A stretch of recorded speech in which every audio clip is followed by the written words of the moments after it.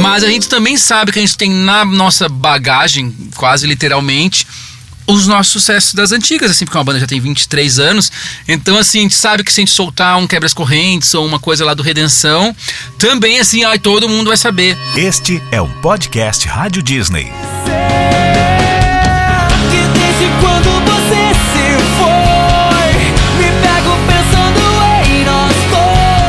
A Fresno estourou como uma banda emo em meados dos anos 2000 e está entre nós até hoje. Eles estão sempre se reinventando, mas sem esquecer a essência do som que os levou ao estrelato. Lucas, Gustavo, o Vavo e Thiago conversaram com a gente sobre música, parcerias, curiosidades e muita história boa. Você vai se divertir com esses caras. Sejam bem-vindos à Rádio Disney. Opa! Estamos aqui com a Fresno mais uma vez. Sempre muito bem-vindos aqui. Vamos bater um papo. Por favor. Bom, não sei que horas que a galera vai estar ouvindo, mas enfim, gente. Queria falar ainda sobre a última vez que a gente se falou foi na pandemia. Ainda estava cada um na sua casa. Sim. E vocês já voltaram, né, a fazer shows, enfim. O que vocês tiraram? O que toda essa loucura que a gente viveu influenciou no trabalho de vocês? Acho que deixou a gente com muita saudade do que a gente fazia antes. Mas isso eu percebo que, assim, no fundo, a gente como banda, a gente nunca parou muito, né? Porque a gente aproveitou até o tempo em que a gente estava sem fazer shows pra organizar um pouco a casa, pra pensar em fazer músicas novas, pra fazer um lançamento de álbum com calma, que a gente sempre faz às vezes meio atropelado, assim. E então isso, nesse caso, gerou um saldo positivo, porque gerou com que a gente se organizasse, assim. Mas pros fãs, eu percebia, porque a gente não parou de conversar com os fãs, né? A nossa banda ficou muito online durante a pandemia, a gente tinha canal na Twitch, ainda tem, só muda que a gente não entra mais. Mas todo dia tinha tweet da Fresno jogando game, entrando madrugada dentro, sabe? Foi um negócio que inclusive a gente encontrou lá uma fanbase que tinha perdido por aí na internet, que era a galera que já não ouvindo a gente, mas pô, os caras estão aqui fazendo streaming, né? E foi muito animal, mas com isso a gente percebeu nessa comunidade que a gente acabou gerando em torno da gente, como o fã tava querendo voltar a ver shows, assim, né? Sim. Então a gente percebeu desde os nossos primeiros shows que a gente fez voltando desse período de ficar em casa, que os shows estavam muito maiores, que a galera tava com muito sangue nos olhos, assim, pra ir ver o show. E a gente é muito movido a isso, né? A essa resposta do público. E quando a resposta é essa, desse nível, a gente percebeu o quanto a música é importante na vida da galera, né? O quanto não só a nossa música, assim, mas até a gente desaprendeu a ir em shows, né? Agora a gente começou a ir nos shows e vai no show e fala assim, nossa, como é massa ir num show. No show como plateia. Como plateia, entendeu? E eu tive essa sensação agora, a gente fez o festival Pop Load aqui em São Paulo. E aí, quando acabou o nosso show, a gente tinha um tempinho ali, porque a gente tinha inclusive com a Rádio Disney, a gente ia fazer o show lá na BGS. Sim. E a gente ficou assistindo o show seguinte, assim. E eu fiquei olhando, falei, quanto tempo que eu não ficava num lugar grande com milhares de pessoas assistindo um show, assim. Bateu naquela hora em mim um sentimento meio... um saudosismo, assim, sabe? Parecia um tempo muito distante, que nem tu falou, mas que nem era tão distante assim, 2 anos atrás. Aconteceu tanta coisa que parece que faz muito tempo tudo, né? Muito. Aí, aproveitando que vocês falaram de festival e o Rock in Rio, como é que foi tocar no Rock in Rio? Esse ano foi um ano que a gente fez muitas coisas pela primeira vez, né? A gente nunca tinha tocado no Lola, a gente nunca tinha tocado no Rock in Rio, a gente nunca tinha tocado em shows, às vezes, do tamanho que a gente está fazendo.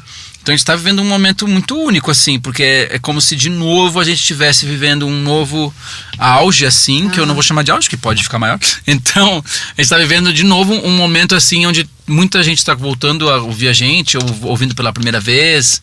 Gente que às vezes não ouvia na época, ou torcia o nariz e agora fala assim, pô, mas agora tá legal. Umas coisas assim. Então isso tá rolando demais.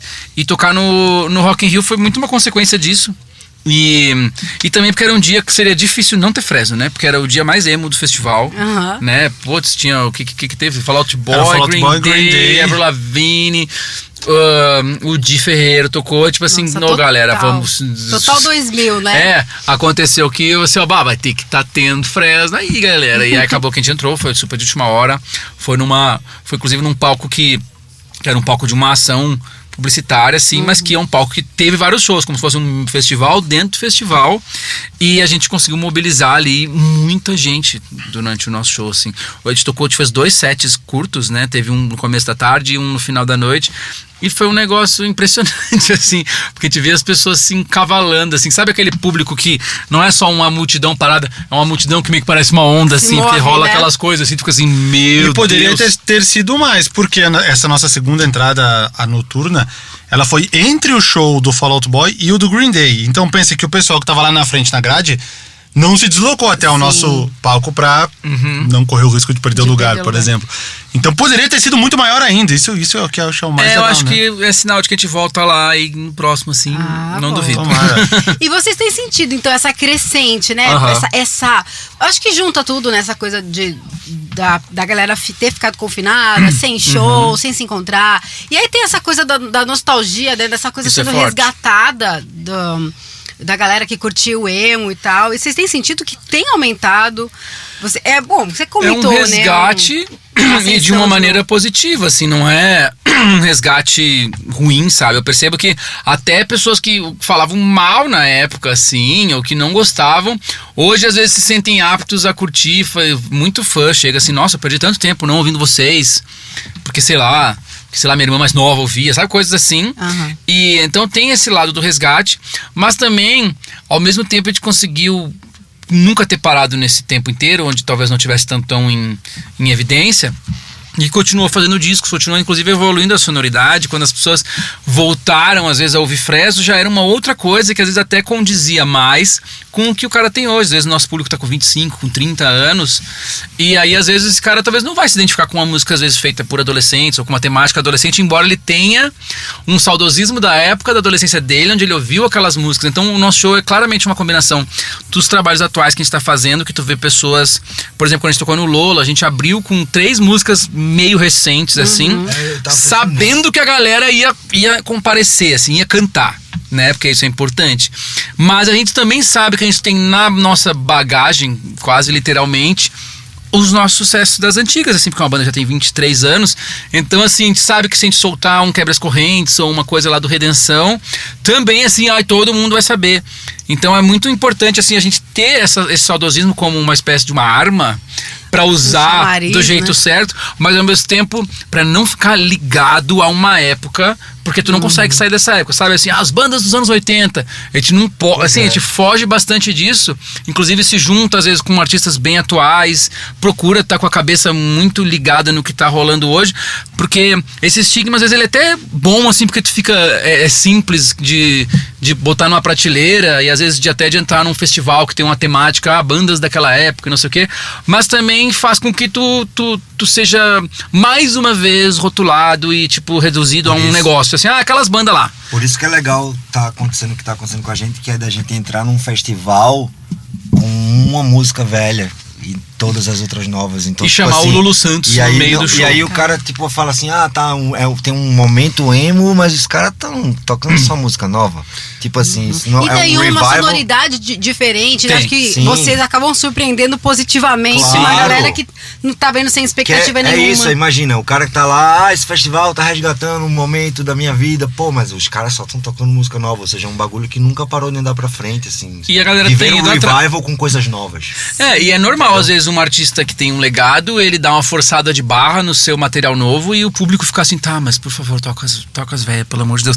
Isso. Mas é que a gente conseguiu formar um público que não tem essa personalidade. Isso é é claro demais. que a gente também tem a sensibilidade de ler muito uma plateia. Pô, vamos fazer um show lá num lugar assim, putz, aqui eu sei que eu tenho que às vezes cutucar mais essa coisa do saudosismo. Aí, por exemplo, o público de São Paulo que já viu nosso show às vezes dessa turnê algumas vezes, a gente pode às vezes ousar mais, botar mais coisas novas ou tocar uma coisa diferente que a gente não vai tocar num outro show normal, assim. Então, também ter essa sensibilidade, porque o Brasil é enorme. E tem públicos que eles não recebem a gente nunca, então eu acho que tu chega lá com um outro peso, já chega lá de um outro jeito. Agora a gente tocou na Europa e, pô, tem pessoas ali que estão há 10 anos fora do Brasil, mais, entendeu?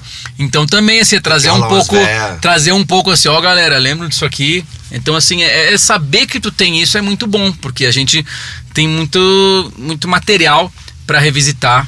E eu acho que já tá rolando isso, né? A banda tem lançamentos da banda que estão fazendo 10 anos, 20 anos. Então Tem público guri, assim, muito novo, que só conhece as novas. Então meio que também tem esse público. Vai ser, que legal, o público vai se renovando, né? Vem a galera nova. Vocês falaram aí de parceria, né? Vocês já fizeram parceria com Chitãozinho Chororó, Lenine, é uma coisa bem diversa, né? O Lulu Santos e tal. Essas parcerias, tem uma banda japonesa também, não é? Que vocês fizeram uma parceria. É doido. E como é que rola essas parcerias? Vocês pensam nelas antes, assim, faz uma música, já pensando em alguém, ou não tem uma regra? Né? Não tem eu uma acho que ele regra. deve ter um lance de fazer pensando, mas também tem um lance de ouvir e falar, basta. Às vezes eu faço a música pensando assim, porque o feat, antigamente, ele era muito mais difícil de rolar. E porque às vezes os artistas eram de gravadoras diferentes e rolava muita concorrência entre as gravadoras, aí tinha que ceder, então era uma briga, assim. E hoje o feat, ele acaba sendo interessante de várias maneiras, desde pegar dois artistas em evidência de públicos muito diferentes, ou pegar um cara que é um artista maior, tá trazendo um artista novo, ou tu é um artista que já é estabelecido, mas tu pega um cara lá de trás pra apresentar. Então assim, tem vários motivos pra um feat acontecer. Mas o que a gente trabalha, assim, eu percebo que às vezes a gente faz uma música que tem uma referência, no caso já faz tanto tempo, a música que tem o Lulu Santos. É uma música que quando ela foi surgindo, ela já tinha assim, esta música vai ter uma sonoridade anos 80, né? Assim, com alguns elementos dos anos 80. Então, foi muito assim, a gente pensou, cara, e na fase eu estava ouvindo mais Lulu Santos do que normal, e aí eu lembro que a gente pensou assim, cara, esse verso aqui tem que ser o Lulu Santos. E casualmente nesse período, foi pré-pandemia, isso foi em 2019, a gente estava trocando alguma ideia, a gente nunca fez show junto com ele, nem nada, mas aí ele já super conhecia a gente, e eu mandei tipo uma DM assim, ô Lulu, então eu tenho uma música aqui que foi feita pra tu, assim, não é como se fosse assim, se ele negar eu vou chamar outro cara, saca? É uma música que tem muito a ver, porque eu acho que assim, nesse caso foi tipo assim, essa música aqui tendo o Lulu, ele vai sentir muito em casa dentro da nossa sonoridade, porque é uma música que tem a ver muito com o som que ele fez durante muitos anos, assim. E tanto é que, porra, foi e ficou, e ele adorou. Então quase todos os nossos feats têm essa pegada, assim, tipo, de ter uma música que a gente fala assim, cara, isso aqui... Tem um feat com Emicida, que é isso. Tem um feat com Caetano Veloso, que é isso. Assim, essa aqui, a gente precisa do Caetano aqui pra falar essas coisas, porque se pá, a gente sozinho, a gente não vai conseguir, assim. Então tem muito isso, e obviamente sempre parte de um ponto assim, caras que a gente admira, caras que a gente duvida que a gente consiga, né? E que sempre chega de um jeito assim que acaba rolando. E tem quem que, por exemplo, vocês duvidaram que vocês conseguiriam ir? Caetano Veloso, a gente achou que não ia nem responder o e-mail. A gente pulava igual criança voltando da casa dele, assim. Real, assim, cena de filme, assim, câmera lenta. Que a gente falou, tem uma música aqui que tem tudo a ver, não sei o quê. E aí a gente tava falando com a mulher dele, né, com a Paula Lavigne. Aí ela, manda a música. Aí eu falei, não, a gente tá no Rio de Janeiro, a gente pode aí mostrar. Foi isso, assim. Porque quando manda por e-mail, às vezes a pessoa ouve, sabe? Direto o cara manda uma música, eu ouço no celular, assim, com ele na orelha, assim, ruim, saca? Então, assim, putz, tinha que mostrar. Aí a gente fez um encontro, assim, foi eu e o Guerra na casa dele. E a gente fez quase, parecia que tava defendendo um TCC, assim.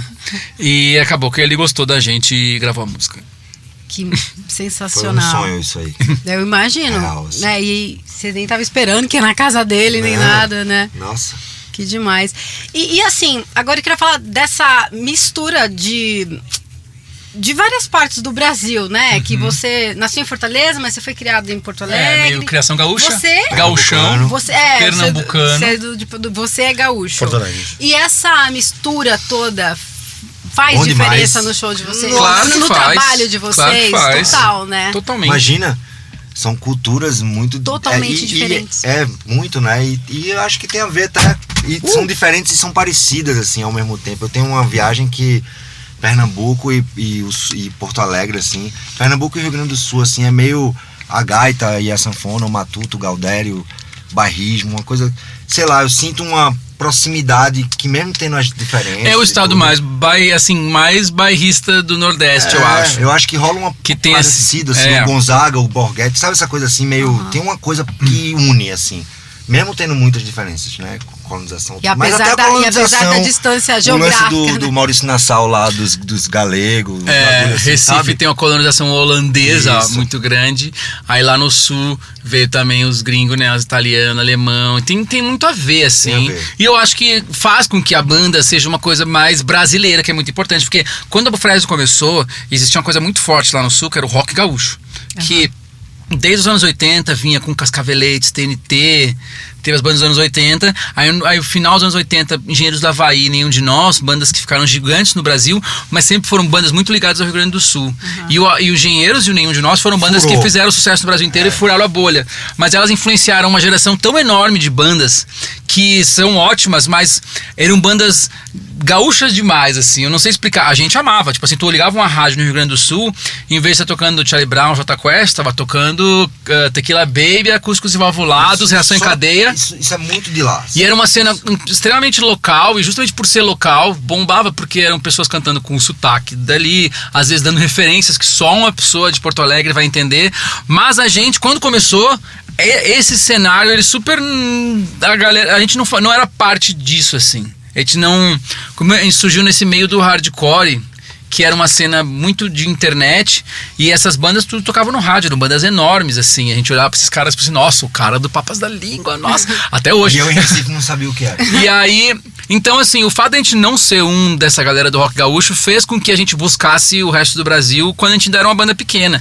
E a gente também usando a internet, a gente veio tocar em São Paulo, foi tocar no Nordeste, foi tocar em Curitiba. O surgimento da banda meio que coincidiu, entre aspas, mas foi contemporâneo do crescimento, surgimento / crescimento da internet. Sim. Então nada mais natural do que tu crescer pra todo mundo e não localmente. Vocês surfaram uma onda, eu digo vocês porque eu não era da banda. Tudo sem querer, lógico, sem pensar. Do total da internet ali, tipo, veio junto assim, veio junto. No Orkut, Fresno veio incluso no Orkut. As primeiras... Tipo, enfiando umas músicas no Apple. É isso. As primeiras... tinha isso. As primeiras 50 entrevistas que a gente deu, todas eram, mas a banda da internet... Jornal Hoje, lembra que a gente foi no Jornal Hoje? A banda da internet? Tinha banda isso. da internet. Tinha isso. Tinha essa coisa. Porque a gente era conectado, assim como milhões de brasileiros, e era o começo das Milhares. lan houses. Jovens. Lan house, mano. Poucos milhões. As lan houses popularizaram muito, a galera começou a entrar muito na internet, e nem era lance de jogar ainda, era meio que de ir lá mexendo nas redes sociais e tal. Mas foi isso, então a gente nunca precisou ali daquele começo do rock gaúcho, tanto quando começou a tocar em rádio lá no Sul, a gente já era uma banda meio grande assim.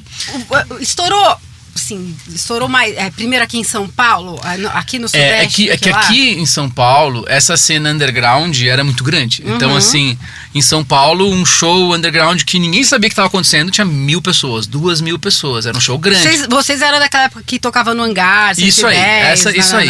O próprio hangar é uma casa que era pra 1.000 pessoas. E a gente vinha pra cá, enchia, e lá em Porto Alegre a gente ainda tava botando 300 pessoas, assim. Então a cena que era muito grande, e várias bandas eram daqui, e também foi quando as próprias rádios começaram a se ligar que tinha um movimento aí fazendo a cabeça da molecada. As próprias gravadoras foram contratando as bandas, né? O CPM, acho que foi a primeira banda que furou essa bolha, assim, de entrar pra gravadora grande, manter o som hardcore e ficar grande, assim, do Brasil inteiro curtir. E isso, querendo ou não, popularizou todas as outras bandas, porque às vezes um fã gostava de CPM, mas ele descobriu o Fresno, descobriu o NX0, e aí na cabeça dele era tudo a mesma coisa, assim, tudo ele curtia. Era então, a mesma assim, cena, né? a consequência foi que todas essas bandas foram estourando, assim, uma de cada vez, o Forfã lá no Rio de Janeiro, sabe?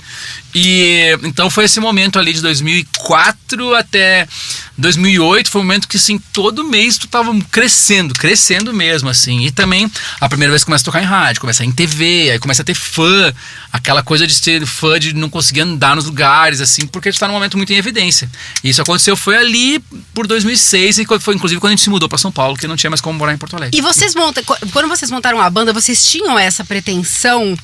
Ou foi meio despretensioso e de repente, quando vocês viram, vocês estavam quando tipo, montou fã. mesmo no início, foi totalmente despretensioso. Era tocar no festival do colégio. O grande objetivo era passar na classificatória das bandas pra tocar no festival da escola. No colégio. Tanto que... Tipo assim, de 12 bandas inscritas, só 10 iam poder tocar. Tipo. Só 10. E aí eu lembro quando a gente... Quando a gente começou a conhecer essas bandas desse underground, essas bandas independentes, o meu objetivo também era, eu quero ser mais uma dessas bandas aí que tocam no hangar, assim, o sonho era ali. Ao mesmo tempo era um sonho meio fácil de realizar, assim. Então por isso a gente sempre se motivou muito, tanto que assim, sei lá, em 2003 a gente já veio tocar no hangar. Aí em 2004 a gente veio tocar no hangar e lotou. Então em 2004 a gente tocou 3 vezes no hangar lotado, e aí já levava as fotos pra Porto Alegre, olha aqui o que tá acontecendo lá em São Paulo. Quando tu começou a botar, diga aí o cara perguntando, mas quando tu começou a botar as músicas da Fresno na internet, Tu botou porque tu ouvia muita coisa na internet ou tu botou porque tu falou, putz, isso aqui é um lugar que eu Cara, eu posso acho que começar nenhum a nem colocar? outro. Nenhum nem outro. Era porque Quem veio primeiro, o ovo ou a galinha? É porque era impressionante o fato de tu conseguir baixar uma música. Era tipo assim, uau! Aí de onde que veio a tua vibe de dizer assim, agora eu vou começar a alimentar A aqui? gente descobriu Porque ninguém pensava nisso. Não, é que a gente descobriu que tinha. É que assim, não existia o Napster, essas coisas de compartilhamento ainda era. Sim. Ninguém usava. E aí tinha sites onde tu conseguia subir uma música, porque a gente não conseguia hospedar uma música em algum lugar, o site ia cair, sei lá. Aí a gente começou a descobrir um site, que na época tinha um site que era mp3.com, e a gente aí, dá pra subir aqui um perfil a Fresno. E a gente subiu lá e meio que esqueceu, assim. Aí um dia a gente olhou, assim, artistas mais ouvidos de Porto Alegre, aí tinha Fresno, e era uma música que era eu tocando violão, assim, era tipo uma demo. Entendeu? A gente, nossa, vamos ver como é que é o ranking do Brasil inteiro. Aí lá no ranking do Brasil inteiro tinha assim, Dead Fish, CPM 22, Sugarcane, todas as bandas de hardcore. E a gente entrava nessas páginas, os caras assim, sou da banda Fresno de Porto Alegre, não sei o que, vamos tocar aí. Então assim, era um negócio muito primitivo do começo da internet mesmo assim. E aí quando a gente começou aí o que eu fiz? Eu fiz um curso de web design.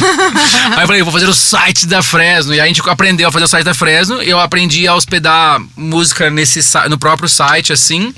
E aí, mano, já tinha grupos que se organizavam de compartilhamento, assim. O baterista da Fresno na época era o Cooper, que era um cara completamente nerd de internet. Ele passava o dia inteiro na internet. E aí ele compilava músicas, todas as coisas que saíam. Ele era... É o que as pessoas chamavam na época de um pirateador. Mas é que ele pirateava principalmente material independente, que pra nós era muito interessante, que todo mundo pirateasse nossas coisas, que todo mundo baixasse. Tanto que a gente botava na internet. E as bandas estabelecidas na época meio que não entendiam isso. Não, você tem que comprar meu CD. Só que assim, cara, ninguém vai comprar meu CD se... Já tava com uma visão lá na frente, Mas né? é que assim, ó, ninguém vai comprar o nosso CD se as pessoas não ouvirem. Então, assim, aquilo de botar música na internet funcionava como um rádio pra nós, assim. Porque, assim, ó, a rádio, querendo ou não, tu liga o rádio, é de graça, tu tá ouvindo. Sim. Então a gente botava a música assim, mas não tinha nem... Antes não tinha dados, não tinha como saber aonde estão ouvindo mais. Era uma maluquice, mas assim, às vezes eu ligava pra cara, olha aqui, tá com uns 1.500 downloads, não sei aonde, não sei o que, o que a gente faz agora? Então, assim, era primitivo, mas era um trabalho que começou a dar muito certo, mas a gente não sonhava que isso ia acontecer. Em 2005 abriu o show deles em Recife, cara. Já era milhares de pessoas. Mas em 14 lotado, eu falava, que isso, velho? Com outra banda, só pra deixar claro.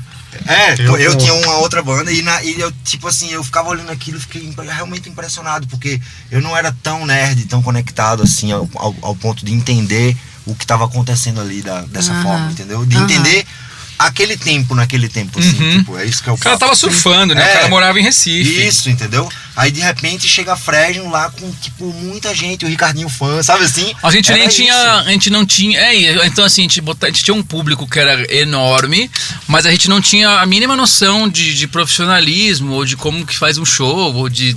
Sério, show grande e uma sério que existe técnico pequena, de som. assim, tipo, Então assim, a gente não tinha holds ou técnicos de som, isso aí tudo a gente foi meio que Vocês que faziam?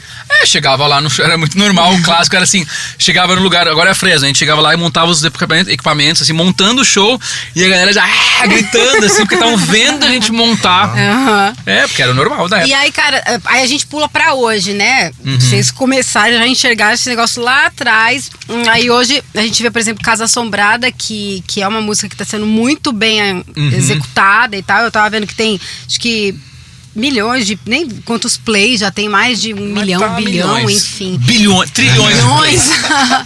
E como é que é isso pra vocês? Queria que vocês falassem um pouco dessa música, desse trabalho, do clipe, né? Inclusive, que é muito legal, né? Aquele clipe tem aquela coisa desesperador. Aflitiva daquele teto baixando. Foi difícil gravar aquilo? Não. Provável foi, porque ele tava com dor nas costas. Eu tava com... Vocês ficaram muito tempo naquela eu tinha dado mau jeito. Eu vinha com o mau jeito naquela semana. Um dia antes eu dei uma travadaça de não conseguir me mexer. Quiroprata, assim. Tive que chamar o quiroprata, cheguei só na hora da gravação. Morto. E eu falei, o irônico do destino é que justamente no dia que eu tô ruim das costas, é o dia que no clipe eu tenho que me agachar. Porque Ficar em coisa. podia ser qualquer outro clipe. Podia ser um clipe de pé, podia ser um clipe qualquer. Não, era o clipe que eu tinha que ser esmagado por um teto. Mas no final deu certo, eram poucos takes, né? Pensa que fazia um take, aí remontava tudo aquilo, gravava o take 2 horas depois, então deu pra dar uma descansada, ir né? dosando, assim. Mas foi fogo. Mas foi legal. Pra mim foi tranquilo, mas pra ele. Também tá sentado lá atrás, ó. Dó maior. Você fica tocando assim, meio abaixadinho. Já tá sentado, é verdade. Preguiçoso. E vocês fazem parte dessa criação do clipe, da ideia artística mesmo, de como vai ser a gente ou não? bate isso com o diretor. Normalmente. Essa onda foi evoluindo, né? Hoje Esse em foi dia. uma evolução, assim. Hoje em dia a gente tem amigos diretores que tem equipes e que, tipo assim, pros caras é quase um prazer fazer as coisas. Então, cada vez mais a gente, por exemplo, escolhe um diretor, ou que normalmente é um amigo, uma pessoa que já trabalha com a gente, fala assim, o que tu tá pensando aí? Tanto que eu me lembro que eu tinha uma ideia do clipe de Casa Assombrada, que também talvez ficaria boa, eu não vou nem dar, porque vai que virou outro clipe.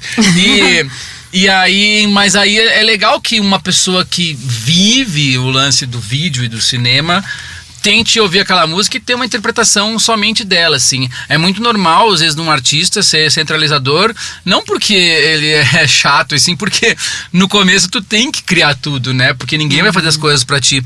Mas hoje em dia, cada vez mais a gente pega, assim, uma pessoa que, de fato, tenha... Às vezes as nossas referências são meio rasas, a gente tá lá vendo tipo, série famosa, assim, esses caras estão meio pesquisando todos os clipes do mundo, então eles vão ter sempre umas referências mais massa. Mas é claro que, às vezes... O próprio Gabriel, que dirigiu o clipe de Casa Assombrada, ele fazia umas perguntas, mas esse verso aqui é meio que sobre... Aí tu vai meio que dando uma aprofundada no tema da música pra que ele consiga, às vezes, trazer alguma coisa, assim. Mas os nossos últimos clipes, a gente tem trabalhado com diretores... De um modo geral, acho que respondendo de um modo geral, sim, a gente sempre foi muito envolvido na... Não é que a gente deixa na mão de alguém e vê o resultado pronto. A gente sempre foi muito envolvido, mas aí acho que entra o que o Lucas falou. Cada vez mais a gente consegue delegar essas... porque os caras são melhor que nós, né? Lógico. A nossa ideia, com certeza, vai ser uma ideia meio que todo mundo já teve. Porque a melhor coisa que tu pode fazer é ter um monte de gente boa que faça suas coisas muito bem feitas. Exatamente. E aí, o que vocês acham que se dá essa identificação do público com essa música? Todo mundo tem todo mundo tem um fantasminha, né? Tem um fantasma dentro de si, né? A música mais tatuada por fãs que eu já vi, assim, proporcionalmente, é a música mais tatuada que eu já vi toda hora, 3, 4, 5 fotos por dia, assim, de fã que tatuou, fantasminha, a casa, alguma coisa, uma parte da letra. Antes, né? E eu acho que é porque rola essa identificação, porque as pessoas se identificam com o que está sendo narrado na música. Assim, o lance que faz a Fresno ser a Fresno é tipo, é muito que, sei lá, a gente não é os caras que melhor toca, apesar de ser os caras mais bonitos, né? A gente é os caras mais bonitos. Mas nessa ordem, depois eles empatados. Não somos os caras que melhor tocam, a banda que é do momento, ou a banda que tem o hit. Mesmo na época que nossas músicas eram assim mais tocadas do Brasil, nunca era a mais tocada do Brasil. Mas assim, nunca, apesar de não ser isso, mas tem um negócio que é verdade, é que quando tu conversa com um fã, a identificação do fã com a banda, ela é muito profunda, assim, é um negócio que é tipo assim, assustador às vezes pra gente, mas e isso às vezes a longo prazo é o que faz esse cara assim, esse cara vai no nosso show, mano, até o fim, ele nunca vai deixar de ir no show, então porque o laço que se constrói com música é um laço que vai ser muito maior do que às vezes que constrói, sei lá, com uma mega divulgação ou com um mega hit naquele ano lá, porque às vezes até o que tá sendo cantado ali pra aquela pessoa é muito importante. E o que se deve é porque a gente fala sobre coisas que acontecem com a gente, assim, e um bloqueio que 9 em cada 10 compositores e artistas têm é que a pessoa às vezes é incapaz de falar algo que é importante pra ela, porque às vezes não tá muito bem resolvido ali dentro dela, e não vou dizer que eu sou um cara que tá bem resolvido, mas às vezes eu falo inclusive sobre pessoas que não estão nada resolvidas e o fã ouve e fala assim, nossa, eu também. Desde quando o único problema na vida era, sei lá, uma mulher que não gostava de mim, mas assim... De falar abertamente sobre essas coisas. Eu acho que isso gera essa identificação, assim, e o que se deve é justamente isso, porque eu meio que senti aquilo, se eu não senti aquilo naquele momento, é um sentimento sobre o qual eu sei de cor, porque eu já vivi muitas vezes aquilo. O sentimento verdadeiro, ele gera um engajamento assim, mais forte. Porque se tu for ver, 90% do pop, assim, do mundo é uma sala com 10 pessoas compondo, músicas que às vezes são perfeitas, mas que às vezes às vezes o fã, eu também sou muito fã de pop, meu Deus do céu, basicamente eu sou os pop, e tipo, eu acho aquilo ali massa, mas quando eu ouço eu não fico ligando assim, pensando naquele cantor ou naquela cantora, escrevendo aquilo na casa dela e falar, isso aí eu acho que tem a ver com aquela vez que ele terminou o namoro, ou que aconteceu isso, ou que não sei quem morreu. Isso gera uma nova dimensão na música, assim, que eu acho que é a dimensão que faz a música grudar na vida da pessoa e não ser só uma música incrível. Que fazer uma música incrível, às vezes, é quase matemática, assim, isso, junta 10 pessoas boas, mano, vai ser um monte de coisa incrível. Mas eu percebo muito que, assim, que a caneta final, assim, quando consegue ouvir aquilo e aquilo ser ligado à imagem de alguém, tipo, Renato Russo, que é o nosso maior aí, quando tu pensa nas letras dele, tu pensa assim, não, isso é o que ele tá falando.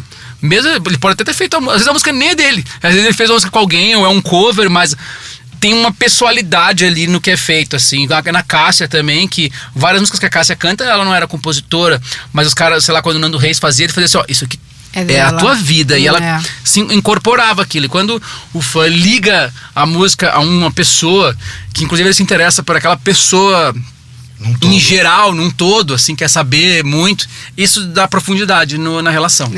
Eu lembro que você falou do Renato Russo, as pessoas na época comentavam, né? Gente, mas parece que ele tá falando pra mim. E todo mundo sentia a mesma coisa, mas porque ele era um cara normal. Ele tá falando pra mim, eu acho que é isso que acontece. Com a gente rola bastante também do fã falar, nossa, parece que essa música foi escrita pra mim. Foi sim. Eu sou meu stalker, não sabia. Eu tô te seguindo. Gente, e aí quando vocês não estão fazendo música e tal, o que vocês curtem fazer? Vocês gostam de filme, de série? A gente cuida dos nossos filhos, né?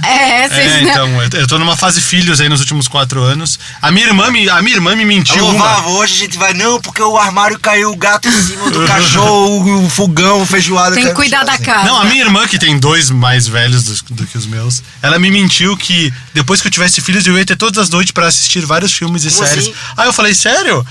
Porque eles dormem e aí vai sobrar Isso não aconteceu na tua vida? Nossa, ela mentiu total. Ela é mentirosa pra caramba. Ou ela teve uma benção. Ela foi abençoada com meus sobrinhos que dormiam cedo, dormem cedo. Eu gosto de ver filme. Ela vê com eles. Não, mas é isso. A Sky, ela dorme... É que assim... mas é que realmente vai ter uma hora que fica com essa padronizar um pouco. Oscila. Por exemplo, ontem, ele 9 horas, tava resolvido já. Não, a Sky então fui assim. vendo o jogo lá. E aí o cara vai trabalhar.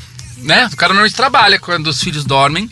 Mas assim, organizou muito ter filho, organizou muito minha vida, porque antes eu fazia tudo que me botasse, eu tava fazendo, assim. Aí hoje eu falo assim, isso aqui eu acho que não vale a pena fazer, eu vou ficar em casa. Mas o que a gente faz de coisas que são prazerosas, assim, eu jogo bastante videogame. Não posso mais dizer que ando de bicicleta, porque minha bicicleta tá com pneu murcho já. Mas assim, idealmente eu ando de bicicleta. Eu surfo também. O Guerra surfa idealmente, né? Assim, eu gostaria de estar surfando. Mas o Vavo joga bola. Não surfa desde 98, mas ele surfa. O Vavo faz maratona. O Vavo faz maratona, só que caminhando. Que não tem joelho. Ele caminha 42 quilômetros. Maratona de caminhada. Exatamente, maratona de caminhada. Vai ter mais uma em novembro. Aonde? Não, segredo. Tá. Segredo.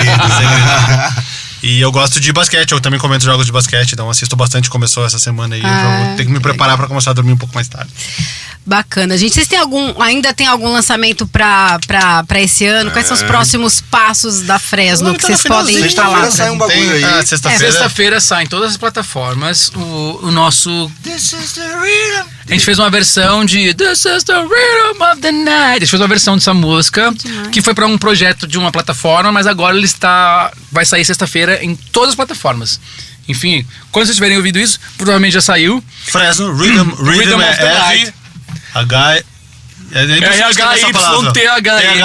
Tem uns shows esse ano aí também ainda. Show Jambão, GP Week, festivais. Certo. Mas aí vocês estão ainda trabalhando no álbum. Sim. Quando a gente está trabalhando um disco, a gente já meio que tá fazendo o outro. Tá rolando já.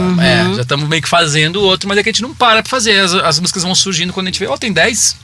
E aí isso 2023. Tá com cara. Legal.